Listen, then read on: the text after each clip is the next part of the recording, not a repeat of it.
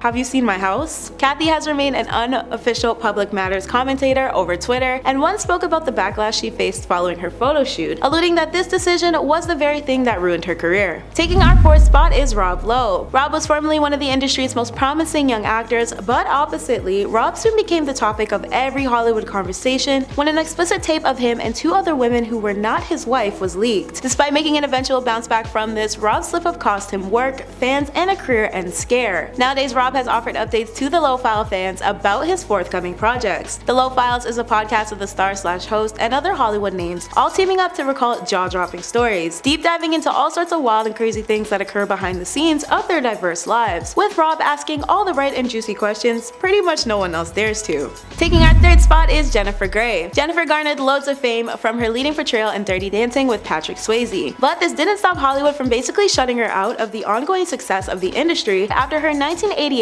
Copacabana debacle. The film was said to have been a flop for the high-profile performer and had a very lasting and negative impact on Jennifer's career as an actor. Sometime after, 1992 reports floated around about Jennifer seeking treatment for alcohol overconsumption. Not long ago, actor Matthew Broderick, who is well known for his current marriage to Sarah Jessica Parker, re-spoke about the time he was romantically involved with Jennifer. The former couple first met on the set of one of Matthew's most famous movies, and they eventually ventured into a secret romance that was only revealed after they survived a heartbreaking car crash. Over the years, Jennifer has also spoken about the incident, informing ET in 2020 that she faced severe trauma from it. Taking our second spot is Charlie Sheen. Charlie is undoubtedly one of Hollywood's most remembered stars, simply due to his addition to hit movies like Wall Street, The Arrival, Platoon, and The Three Musketeers. But years down the road, Charlie transitioned from being the highest paid actor in his former show, 2.5 Men, to being shunned for his unpredictable behavior, which allegedly included extreme violence and substance use. After his exit, there was an apparently angry video sent to his co-star Jon Cryer, with Charlie on a nasty rant about him. Despite this, Jon has stepped forward lately to clarify that there's no bad blood on his part in their friendship. As for Cinema Blend, Jon has stated that he's fully supportive of Charlie's health rebound and hopes he's experiencing nothing but success. Taking our first spot is Paula Deen. This once highly famous chef, TV celeb, and cookbook author saw a near finalization of her career in 2013. An ex-employee of Paula's made claims of being wrongfully dismissed because of a race-related discrimination case he filed against her, which in turn harmed her franchise. Paula did eventually admit to using racist insults during a deposition in court, but after disclosing her type 2 diabetes diagnosis, the controversy only grew. However, now, despite her not reaching nearly as much fame and support, Paula has managed to turn her life around health-wise with a huge food transformation. Being forced to make some calorie changes in line with her issue, Paula moved on from heavy southern cooking to making lighter and healthier recipes. The chef, who has written and released countless books and is the owner of numerous eateries, has come to terms with the scandal she was previously embroiled in about her use of prejudiced terms. Ever since, Paula has been trying to slowly and carefully reclaim the support of her newer fans. Taking our 10th spot is Meghan Markle. Now, this may not be the most normal life to live after leaving Hollywood, honestly, but who has done it better than Miss Markle herself? Despite Meghan being a member of the royal family currently, there was a point when she was a budding actress in Hollywood and her face was appearing in various works across the board. However, she ditched the glitz and glamour of H-Town for another kind of sparkle and magic, trading in her resume for a sparkling tiara. Well, not entirely. In Hollywood, Meghan made appearances in movies like Remember Me until she landed her biggest and most notable role to date as Rachel Zane for 7 seasons of the hit legal drama series Suits. However, in 2016, Meghan met her current husband Prince Harry through a blind date set up by a mutual friend. Their fairy tale ensued from here, where they fell in love and Meghan basically ditched her pursuit for fame to be with Harry. Suits saw an additional 2 seasons without Meghan following her leave, and Meghan still holds on to her royal title of Duchess of Sussex as the wife of Harry since 2018. The royal couple shares 2 children, their son Archie and their daughter Lilibet. Subscribe to our channel now to never miss another top 10 update on your favorite celebrities. Taking our 9th spot is Freddie Prinze Jr. There's no doubt that the 90s was flooded with Freddie's face all over the biz. His works range from starring parts in I Know What You Did Last Summer and She's All That to Scooby-Doo and Scooby-Doo 2 Monsters Unleashed. Freddie acted alongside his current wife Sarah Michelle Gellar in I Know What You Did Last Summer and Scooby-Doo 2. The pair engaged in 2001 and got married the next year, according to People. While Sarah Michelle has remained a big presence in the entertainment world, Freddie has taken a step back from the spotlight. Despite being a large star in Hollywood, Freddie soon came to realize that he wanted to pursue another one of his hobbies as a cook. Following his high school graduation, Freddie revealed his mom forced him to enroll in cooking school in case his plans as an actor didn't work out. Instead of kickstarting his studies at California's Le Cordon Bleu College of Culinary Arts, as he was meant to though, Freddie ended up bagging his first job in the acting business, but described never losing his love for good food and making it. Freddie's first cookbook, Back to the Kitchen, was released in 2016 and had a focal point of crafting meals with fewer ingredients, while also including meals he cooked with his family and cherished greatly.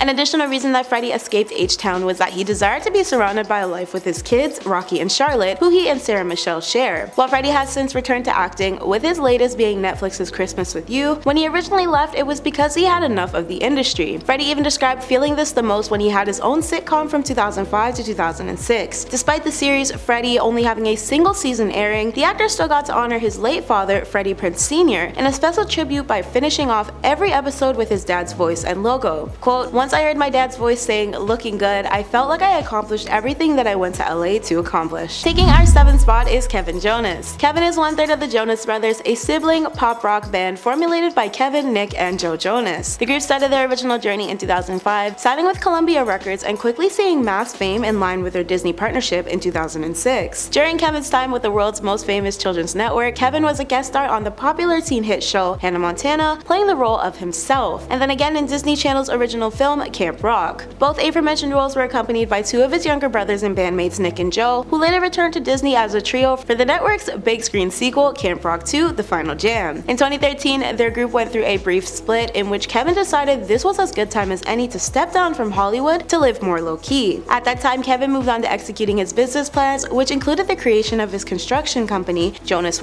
which specialized in renovations and custom-built houses, and founded his phone app Yude, which made the process of ordering food online simpler. In February 2019, the Jonas Trio announced they'd be coming back to the entertainment industry through social media. March 1st saw the release of their first single as a recovered band called Sucker under Republic Records. The band appeared on James Corden's Late Late Show to promote the track between March 4th to the 7th. This marked the start of the Jonas' comeback, and since, the trio of musical brothers have only released their 2019 album Happiness Begins, but has scattered the release of the leading singles to accommodate their sudden return. Taking our 6th spot is Frankie Muniz. Frankie was a hit sensation from the years 2000 to 2006 when he was the featured star on Fox's successful sitcom Malcolm in the Middle as a titular character. Despite this being Frankie's breakout role, this wasn't the exact beginning of his dynamic career in Hollywood. The prolific and talented actor debuted in To Dance with Olivia in 1997 and later landed a role in CBS's Hallmark's What the Deaf Man Heard that same year. His biggest guest star appearances include shows like Sabrina the Teenage Witch and Lizzie McGuire. However, his time as an actor only kicked off from here. Frankie has additionally starred in films including Agent Cody Banks and Big Fat Liar alongside other smaller appearances. On top of all this, Frankie was in addition to a single season of Dancing with the Stars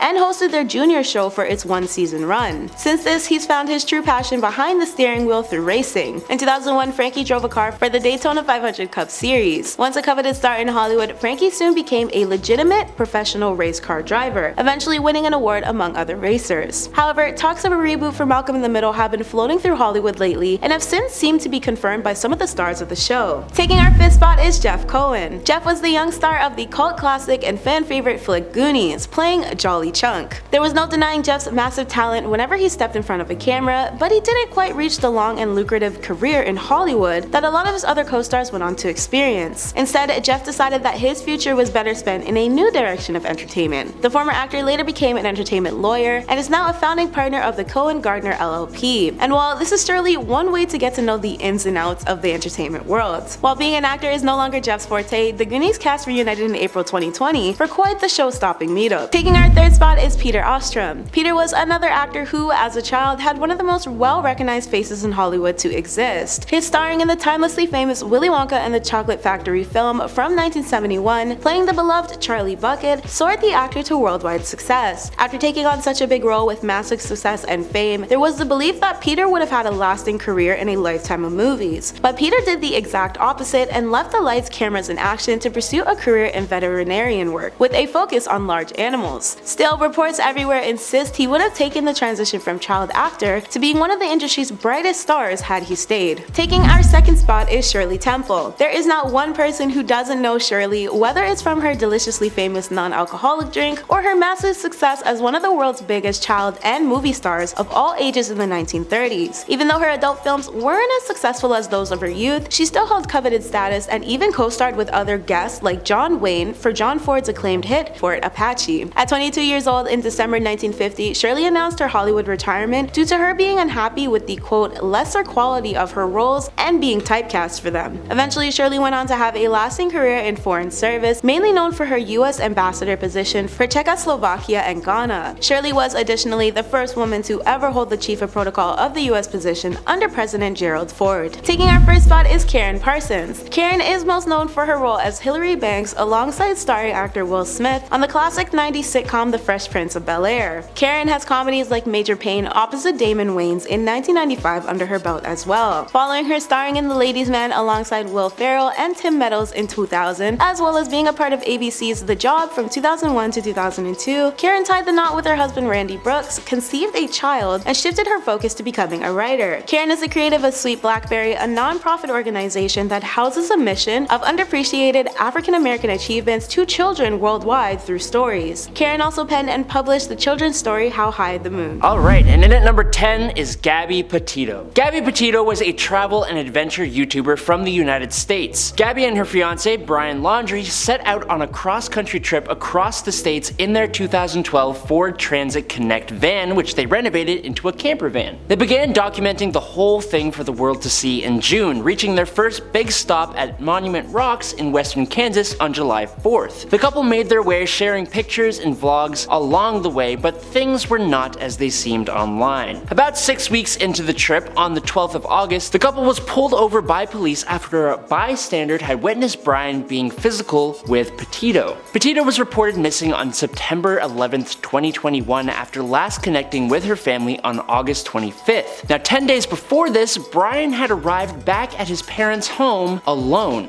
Unfortunately, Gabby's body was found on September 21st, 2021. Her life was taken by Brian, whose body was then found a month later having taken his own life. Number 9. Snakebite McGee. Kenneth Lee Kenny Veach, or as he's better known on YouTube, Snakebite McGee, was a hiking and exploration YouTuber from Las Vegas, Nevada. Although he only posted about 5 videos to his YouTube channel, he was really active in other hiking YouTube channels, which gained him a decent number of followers. Kenny would undertake massive hikes, and he was pretty proud of this fact, and the physical toll they would take on his body, even saying that it would take days to recover sometimes. On November 10th, 2014, Veach set out to find an M-shaped cave that he had told his followers about in another video, which he had set out to find in an earlier video but never did. Unfortunately, this time Veach did not return home. He was reported missing on the local news on November 22nd. Now Kenny's phone was found at the mouth of an abandoned mine shaft, which was seen during the previous M-cave hike video, but he was never found. Number 8. FPS Russia. This man was huge on YouTube back in the day, but despite his name, FPS Russia, Kyle Lamar Myers was not Russian. His channel, which peaked at around 1 million subscribers and was once among the top 10 most subscribed YouTubers, was all about making things go boom and seeing what kind of destruction he could cause with his huge collection of boomsticks. Now he suddenly went silent in 2016. Kyle's property had been raided multiple times by the ATF following the passing of his partner on the channel, Keith Ratliff, until he was eventually arrested for felony possession of a controlled substance. His collection was confiscated and destroyed, and he was sentenced to 2 months in prison. Now he has since talked about it all on the Painkiller Already podcast, but he hasn't continued his YouTube presence. Before we carry on, make sure if you like this video to drop a like. It really helps us out in growing as a channel. Number 7. Nutty's Diary. Natathmong Kongchak, better known as Nutty, was a pretty popular YouTube star from Thailand with over 800,000 subscribers on her YouTube account, Nutty's Diary. Now on this channel, she would usually make dance or song covers and dancing tutorials, but she has a second channel as well called Trader Nutty. On this channel, she basically gives up advice and her knowledge on trading. Now this is where the trouble really lies. Nutty would post a lot of pictures on her social media accounts with luxury cars, tons of expensive watches and jewelry, and staying at high-end properties, all of which she claimed to afford through her Forex trading through a broker called IQ Option. Now around 6,000 of Nutty's fans were conned when she convinced them to invest in her trading company and promised them high returns, only they never got those returns. Nutty claims to have lost all the money she swindled in a trading mistake, and not too much later, it's speculated that she fled to Malaysia after a Thai court issued a warrant for her arrest. It's reported that she swindled over $55 million in total from her subscribers. Number 6. Sunspeak. Nick Sondreger had a YouTube channel that was just all about him dancing and having a good time. It wasn't a very big channel, but it's the story around his disappearance that's a bit more shocking. In 2018, in Salton Sea Beach, California, he and his friend Austin heard a woman scream in the middle of the night. Now Sondreger went off on his own while his friend was asleep, and in the morning, the only thing left of him was his clothing. And to this day, he is still missing, with no information ever coming forward. Number 5. Atika. Desmond Daniel Amofa, or Atika, was known for his reaction and gaming related videos, especially around Nintendo products like Super Smash Bros. Now unfortunately, Desmond suffered from mental illness and had a number of mental breakdowns before he finally disappeared from YouTube in June 2019. He posted a video apologizing to his fans for his disappearance, seemingly on the Manhattan Bridge, and a week later, his body was found about a half a mile away. His passing shocked the YouTube community and served as a reminder of the seriousness of mental health. Number 4. Mac Adventures. This YouTube channel was actually a father-son duo who recorded their motorcycle adventures, and in one such video, they snooped around Area 51. In one of their videos around the site, they were confronted by a pair of armed, camouflaged men who patted them down and questioned them. Now, since this video has come out, the pair completely stopped uploading to YouTube. Whether the confrontation was a hoax or not is up to debate, debate, but fans were worried for their safety nonetheless. Luckily, the son of this duo did show face on a live stream video in 2019 to let everyone know that he and dad were definitely okay and they just stopped uploading after this event. Number 3. Red Keymon. With 1 million subscribers, Red Keymon was a popular and growing gaming YouTuber, mainly making videos performing stunts and making skits on Grand Theft Auto 5.